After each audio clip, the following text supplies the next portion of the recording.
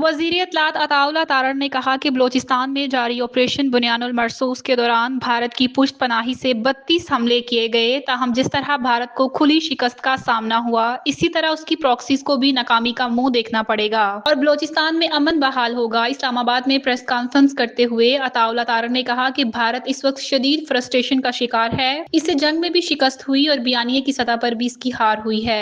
उनका कहना था कि फील्ड मार्शल की क़यादत में भारतीय अज़ाइम को नाकामी का सामना करना पड़ा है। इसके बाद भारत के पास बोलने को कुछ नहीं बचा और वो अपनी खफ्त मिटाने की नाकाम कोशिश कर रहा है। उन्होंने कहा कि भारत ने दहशतगर्दी को अपनी खारजा पॉलिसी का हिस्सा बना रखा है। कनाडा में सिख रहनुमा के कत्ल से लेकर बलोचिस्तान में सरगर्मियों तक सब कुछ उसी पॉलिसी का शाखसाना है। अता तारड़ ने कुलभूषण यादव की मिसाल देते हुए कहा कि वो भारतीय नेवी का हाजिर सर्विस अफसर था जो बिजनेसमैन का रूप धारकर पाकिस्तान में दहशतगर्दी की कार्रवाइयां कर रहा था। उनका कहना था कि जाफर एक्सप्रेस पर हमले की वीडियो पाकिस्तान में मौजूद होने से पहले ही भारतीय मीडिया पर नशर की गई और भारत में इस हमले पर खुशियां मनाई गई। उन्होंने इल्जाम लगाया कि चंद बलोच दहशतगर्दों को भारतीय मीडिया बड़े मुनज़्ज़म अंदाज में नुमाया करता है और फेक न्यूज के जरिए पाकिस्तान मुखालिफ बयानिए को फरोग देता है। उन्होंने कहा कि नूर वली जैसे दहशतगर्दों को सोशल मीडिया पर हीरो के तौर पर पेश करना अफसोसनाक है, जबकि भारतीय मीडिया इन्हें सेलिब्रेट करता है। इस मौका पर अता तारड़ ने एक वीडियो भी दिखाई जिसमें बलोचिस्तान में भारतीय मदाखलत के शवाहद पेश किए गए हैं और नरेंद्र मोदी समेत भारतीय वज़रा के बलोचिस्तान से मुतालिक बयानात और मीडिया रिपोर्ट्स शामिल थी।